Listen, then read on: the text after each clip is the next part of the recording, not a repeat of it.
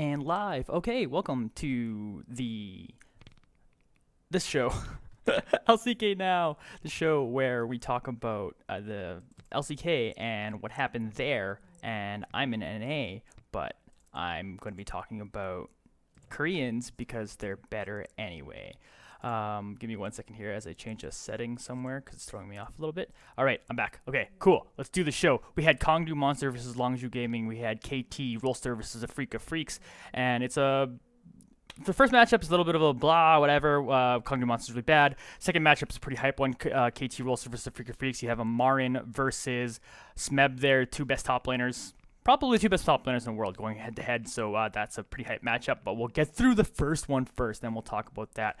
Kind of the storylines going through to this game. Yeah, Longzhu Gaming, just not a super great team anyway. The other way around. Kongdoo Monster, not a super great team. Longzhu Gaming, we've been talking about this team a bit on this show, how they're a little bit disappointing so far in how they started because, of course, they have Prey and Gorilla coming over from Rocks Tigers, and you thought that would do it well. And I want to be a little bit more hyped about this team, but they just they're underperforming. They do win this matchup, like I said. They do win it in a 2-0, and we'll quickly go over how that goes. But it does at best put them at 2-2 in the season. Kongdoo Monsters have to win a game, probably the worst team in the LCK, but we'll see how that keeps going. So into game one, there's again not a whole lot of analysis on this one. Longzhu does pull out a pretty cool pick in Aurelion Soul, and it works. So that's fun. You have Prey going 4-1-4 on the Varus. He just does a lot of damage. Yeah, that's like really it. He does 30,000 damage, and they win the game. This game was never really all that close. It was kind of just like a steady win. First blood doesn't even happen until after 10 minutes, where Expression gets a kill onto Roach, who's playing Maokai, and it's just like they just do the justice better. They just do everything better, and Kongdoo not really in that game. Same story for game two. Except maybe even more of a snowball and more of a crazy win. First blood happens over early on where Gorilla actually gets a kill onto Jace, who's doing a bit of a roam there. That happens at like the 4-minute mark there. So like an early kill happens, and then it's just like nothing really goes right. There's a big fight where 4 kills go over onto the favor of Longzhu Gaming. They actually win this whole game 16-0. Kongdoo Monster doesn't even touch anyone on the other side. Fly goes off a little bit. Everyone goes off though. On the Rise, he's 5-1-5. Prey again 3-1-7 on there. It's just clean work by Longzhu, and this was good to see out of Longzhu. Do this well, to be honest, because again, this was a team that was a bit of a question mark whether the Prey Gorilla Fly trio was going to be good enough, because Expression and Crash have been a little bit underperforming. So it's good to see them. I know Kongdoo Monster's not a very good team. It's good to see them beat up on a bad team, to maybe prove that maybe they actually belong somewhere higher in the standings than where they currently sit. Maybe they're better than their 2-2 record. Let's hope so, because they have they do have a decent lineup, and you want to see them performing more, and you want to see them. If you're going to be a good team, you got to beat up bad teams, and that's what they do here.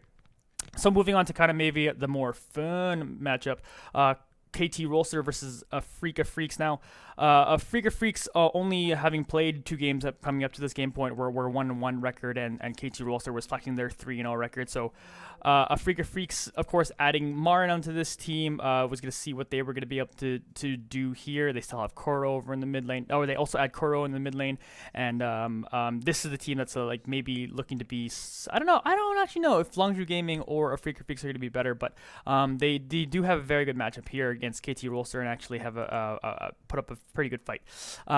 Minus the first game. The first game was definitely a lot like the first, like all the games LCK is looking like to be a 2-0. There was some trading of kills at least. It wasn't just like a foregone conclusion. So like it took a while for the snowball for KT Rolster to happen. You had the first kills kind of going back and forth. You had score on Ivern getting one of the first kills, but that's also answered back by Koro actually being able to pick up a kill on that gank and killing Pawn on the other side, who was playing Rise there. So it was kind of a 1-for-1 trade there. And in fact, the next kill actually goes over to Mowgli playing on the Kha'Zix, he gets a kill onto Smeb over in the top lane, so some hope going for there, but CS advantages and just overall map play was just better for KT Rolster in this game, and they go on to just kind of win this game 8 kills to 4, and so they just win. No one really stands out crazily in this game. Marin ends up doing 22,000 damage over in this 34-minute game on the J, so he ends up doing quite a bit of poke damage, but it's not like poke damage isn't very exciting. But KT Rolster just end up kind of rolling over to a win. That brings us to our second game, where Marin decides to pull out the Renekton, which is pretty awesome. Something that isn't super relevant since basically last time Marin was in the LCK, but looking like trying to pull out a comfort pick there, and it does work out. He does go 10 CS per minute in this game, 2, 1, and 9. He ends up being a very, very strong carry. Ends up kind of messing around with Smeb quite a bit.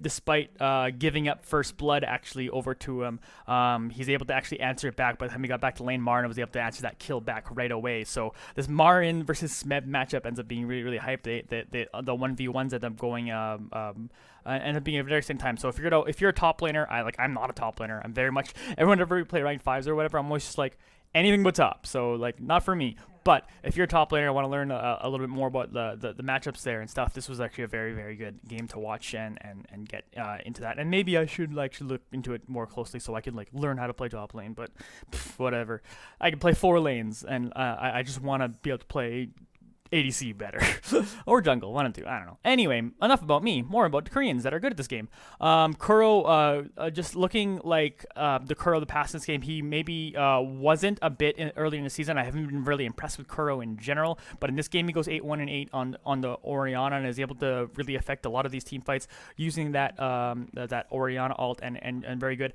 And the biggest bonus here is Kramer over on Afreeca Freecs playing Ashe goes 3-0-6 and actually does a very, very good job of keeping Deft in check. Right now, Deft really feels like the best AD carry in the world, and Kramer and Tucson playing on the Malzahar were able to keep that bot lane in check and do a very, very good job in this game, and just be a matchup you would think Deft and Mata would just automatically roll over, even though he's playing Varus, who's probably the best laning ADC, and Mata is playing Karma, who I know is going up against Malzahar, because Malzahar is probably the other best laning AD support.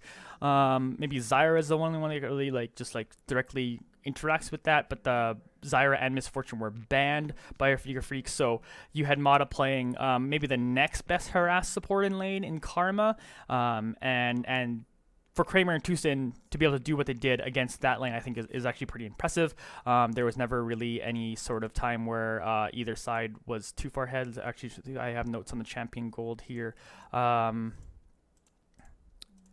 Deft and Mata matchup, yeah, they pretty much stay even the whole time until a dragon is able to finally snowball and change things and at the 26th minute. So not until the 26th minute does Kramer really pull ahead in gold. So it was a pretty close matchup and a pretty good one too for ADCs in this game. But Kramer ends up taking this one in a very good match. So if there's any match to watch, I would probably watch this match. It was a really good one.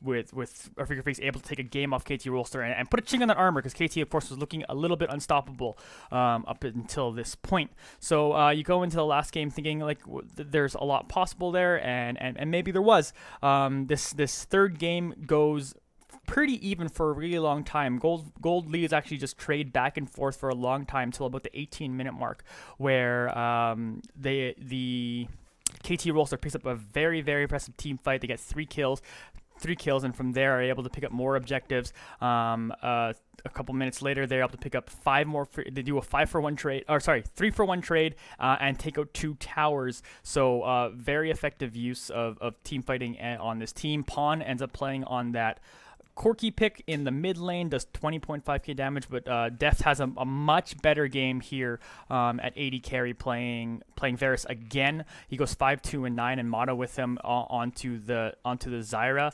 Looked like they actually had initially banned out the Zyra in that last game because they were playing the Malzahar and they didn't want to go up against that, and they also banned the MF to pull out the counter. But I think what they found, if they were pulling up the Zyra with the Varus, it just ended up being more effective than the Karma in this matchup. Kramer goes on the Ashe again, and then the Malzahar's on